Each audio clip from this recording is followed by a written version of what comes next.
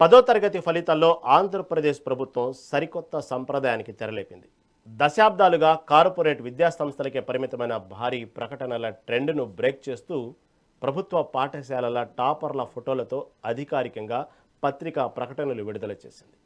సగర్వంగా నిలబడి పేరుతో 596, 595 మార్కులు సాధించిన విద్యార్థుల విజయాలను ప్రజల ముందుకు తెచ్చింది. ప్రభుత్వ స్కూళ్లపై నమ్మకాన్ని పెంచేలా, విద్యార్థులను ప్రోత్సహించేలా కూటమి ప్రభుత్వం తీసుకున్న ఈ నిర్ణయంపై సోషల్ మీడియాలో సానుకూల స్పందన వస్తుంది. రాజకీయాలకు తావు లేకుండా కేవలం ప్రతిభకే ప్రాధాన్యమిస్తూ విద్యార్థులను ప్రభుత్వం గౌరవించిన తీరు ఇప్పుడు చర్చనీయాంశంగా మారింది. ఇదే టాపిక్ మీద మనం డిబేట్లో డిస్కస్ చేయడానికి సిద్ధంగా ఉన్నారు. టీడీపీ నాయకురాలు నళినీదేవి గారు ఉన్నారు. అదేవిధంగా రాజకీయ విశ్లేషకులు దుగ్గరా శ్రీనివాస్ గారు మనతో పాటు సిద్ధంగా ఉన్నారు. ముందుగా మనం శ్రీనివాస్ గారి దగ్గరికి వెళ్దాం. శ్రీనివాస్ గారు నమస్తే అండి. నమస్కారం అండి. శ్రీనివాస్ గారు, మనం చూసాం గతంలో ఈ 10వ తరగతి పరీక్షా ఫలితాలు విడుదలైనప్పుడల్లా ఎంతో ఉత్కంఠ వాతావరణం చూస్తూ ఉంటాం. ఎందుకంటే మన లైఫ్కు మన కెరీర్ స్టార్ట్ అయ్యేది 10th రిజల్ట్స్ని బట్టే, 10th యొక్క ఫలితాలని బట్టే. ఏ స్టూడెంట్కైనా తన యొక్క భవిష్యత్తు మీద ప్రణాళిక, తన కెరీర్కి ముందోటి అడుగు పడేది అక్కడి నుంచే. ఇలాంటి సందర్భాల్లో వీటిని క్యాచ్ చేసుకోవడానికి అనేక ప్రైవేట్ విద్యా సంస్థలు మనం చూస్తూ ఉంటాం. 1, 1, 2, 2, 3, 3 అని విద్యా సంస్థలు భారీ పబ్లిసిటీలో దంచేస్తూ ఉంటారు. టీవీలో ఆన్ చేస్తే చాలు. కానీ ఇదే ధోరణి మనకు కూడా అదే అలవాటు అయిపోయింది. ఎక్కడ కూడా ప్రభుత్వ స్కూళ్ళకు సంబంధించినటువంటి పబ్లిసిటీలు, యాడ్లు చూస్తుండము.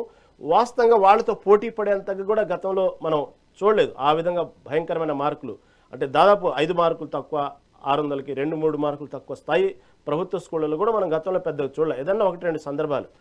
కానీ ఈ విద్యావ్యవస్థలో వచ్చిన మార్పుల వల్ల కానివ్వండి, ఇప్పుడు తీసుకుంటున్నటువంటి విద్యావ్యవస్థలో ఇటు ఉపాధ్యాయులు కానివ్వండి, తల్లిదండ్రులు తీసుకున్న శ్రద్ధ కానివ్వండి, ప్రభుత్వ పాఠశాలలో జరుగుతున్న వసతుల వల్ల కానివ్వండి, ఈ సంవత్సరం చాలా గొప్పగా చెప్పుకునే అంశం అని మనం అనుకోవాలి. ఇవంతా ఓవరాల్గా ఇప్పుడు చర్చకు దారితీస్తున్న అంశం ఏదైతే ఉందో, ప్రధాన పత్రికల్లో, ప్రధాన పేజీల్లో గతంలో కార్పొరేట్ విద్యాసంస్థలకు పబ్లిసిటీ సేమ్ అదే మోడల్లో ప్రభుత్వ పాఠశాలకు సంబంధించిన విద్యార్థుల ఫోటోలు చిత్రీకరిస్తూ వాళ్ళ మార్కుల్ని హైలైట్ చేస్తూ ఒక రకమైనటువంటి ఆనందానికి ఒక్కసారిగా తెల్లారి చూడంగానే ప్రభుత్వ స్కూల్ విద్యార్థులతో పాటు ఓవరాల్గా ఆంధ్రప్రదేశ్లో ఉన్న ప్రతి ప్రభుత్వ ఉపాధ్యాయులందరూ కూడా చాలా గర్వంగా చెప్పుకుంటూ ఆనందపడ్డ క్షణాలు మనం చూసాం సోషల్ మీడియాలో. ఓవరాల్గా దీని గురించి ఏమంటారు? ఇది మంచి శుభపరిణామమే కదా. ఒకటి, నా తోటి ప్యానలిస్ట్కి నమస్కారం. తర్వాత ఇది ఎవరైతే ముందుగా మంచి మార్కులు సాధించారో ఆ విద్యార్థులందరికీ ముందుగా అభినందనలు అండి. రెండవది, ఇది మా విధాన రూపకల్పన వల్లే ఈ విజయాలు సాధ్యమయ్యాయి అని చెప్పుకుంటున్నటువంటి ప్రభుత్వాన్ని కూడా ప్రస్తుతానికి అభినందిద్దాం. ఎందుకంటే ఈ సంవత్సరానికి వాళ్ళు అనుకునేది ఏదో సాధించారు కాబట్టి. అయితే చాలా ప్రశ్నలు ఉన్నాయి. ఆ ప్రశ్నల జోలికి తర్వాత వద్దాం. ముందుగా ప్రభుత్వం తీసుకున్నటువంటి విధానాలు ఏవైతే ఉన్నాయో వాటిలో కొత్తగా వచ్చినటువంటి విధానాలు ఏమిటి? కొత్తగా వచ్చిన విధానాలు ఏమిటి? ఏమన్నా టీచర్ రిక్రూట్మెంట్ జరిగిందా? లేదు. కానీ ఒక రకమైనటువంటి పోటీతత్వాన్ని మాత్రం ప్రభుత్వ పాఠశాలల్లో ప్రవేశపెట్టారండి. మీరు చాలా బాగా పాఠాలు చెప్పాలి, మంచి ఫలితాలు సాధించాలి అనేటువంటి మెసేజ్ మాత్రం ఇచ్చారు. సో మంచి ఫలితాలు ప్రభుత్వం కోరుకున్నట్టుగానే అందించారు ఫలితాలని అందరూ. సో ఎలా, ఏ మార్గంలో అందించారు అనేది కూడా మళ్ళీ తర్వాత మాట్లాడుకుందాం మనం, ఎలా ఏ మార్గంతో వస్తున్నాయి ఇవి అనేటువంటిది.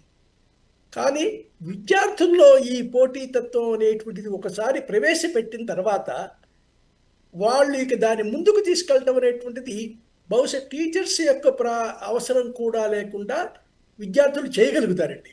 వారికి కావలసినటువంటి ప్రోత్సాహం, వారికి కావలసినటువంటి ఇది ఇప్పుడు నిజానికి ఇలా ఫ్రంట్ ఒక దినపత్రికలన్నింటిలో మొదటి పేజీలో వారి ఫోటోలు చూసుకోవటం అనేటువంటిది ప్రభుత్వ పాఠశాలలో చదివే విద్యార్థులకి ఎన్నటికీ జరిగేటువంటి విషయం కాదండి.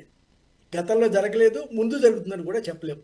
సో ఈ సంవత్సరం ఎవరైతే కొత్తగా ఇప్పుడు అత్యధిక మార్కులు సాధించి అన్ని పత్రికల మొదటి పేజీలో కనిపించారో వారి ఉత్సాహాన్ని మాత్రం మనం అసలు ఊహించడం కూడా కష్టం. సో కాబట్టి ఆ మంత్రి, దాని ఆ శాఖను నిర్వహిస్తున్న మంత్రి గారు, ఆ శాఖను నిర్వహిస్తున్నటువంటి అధికారులు, డిఈఓలు, వీరందరూ కూడా ఇందులో భాగస్వాములనే చెప్పుకోవచ్చు. అయితే నేను చదువుకున్నటువంటి సిస్టంలో ఇన్ని మార్కులు నాకు రాలేదండి ఇప్పుడు కూడా. నేను ప్రతి దశలో కూడా నేను ఎప్పుడు ఫస్ట్ క్లాస్ మార్కులకి తగ్గలేదు, నేను పోస్ట్ గ్రాడ్యుయేషన్ వరకు కూడా కన్సిస్టెంట్గా హై ఫస్ట్ క్లాస్లోనే ఉన్నా. కానీ మార్కుల విషయంలో నేను వీళ్ళకన్నా చాలా వెనకబడి ఉన్నానండి. సో ఆ రోజుల్లో రానటువంటి మార్కులు ఇప్పుడు ఎందుకు వస్తున్నాయి, ఎలా వస్తున్నాయి? అదే సబ్జెక్టా, అదే సైన్స్, అదే కొద్దిపాటి మార్పులు ఉంటే ఉండవచ్చు. నిజానికి ఈ సంవత్సరం ఇప్పుడు చదువుతున్నటువంటి విద్యార్థులతో పోలిస్తే మేము చదువుకున్నటువంటి సిలబస్ చాలా తక్కువ అండి. అంత కష్టమైనటువంటి సిలబస్ కూడా కాదు. అయినా ఆ రోజుల్లో మాకు ఎందుకు మార్కులు రాలేదు అనే ఒక రకమైన కుళ్ళు కూడా ఉంటుంది. ఇప్పుడు వీళ్ళకి ఎందుకు వస్తున్నాయి ఇంత. మా కాలంలో ఎక్కడైనా సరే, ఏ దశలో అయినా సరే వీడికి ఫస్ట్ క్లాస్ మార్కులు వచ్చాయంటే అది గొప్పగా ఉండేది. ఇప్పుడు ఫస్ట్ క్లాస్ మార్కులు అనేవి అసలు ఎందుకు పనికిరాని మార్కులు అయిపోయాయి. 90 దాటాయా, 95 దాటాయా, 97కు చేరారా, 99కి చేరారు, 90 పైన ఏదైనా వాడికి గుర్తింపు, అంతకన్నా కింద వాడికి గుర్తింపు లేదు. ఈ మార్పులు ఎలా తెప్పిస్తున్నారా, వస్తున్నాయా, విద్యార్థి ఎఫర్ట్ వల్లే వస్తున్నాయా, అధికారుల సహకారం ఉంటుందా, టీచర్లు కూడా సహకరిస్తున్నారా, బాగా బోధిస్తున్నారా, ఏదైనా కావచ్చు.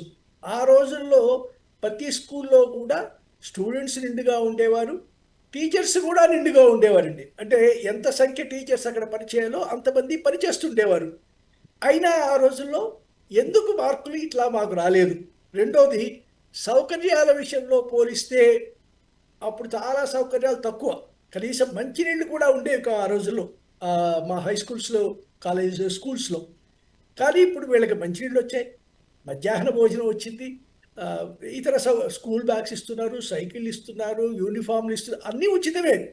కాబట్టి దానివల్ల ఇతర సమస్యలు పక్కన పెట్టి విద్య మీదే మాత్రమే దృష్టి పెట్టగలిగేటువంటి సావకాశం వచ్చింది అంటే ఇది మాత్రం నిజంగా అభినందించాల్సిన విషయమే.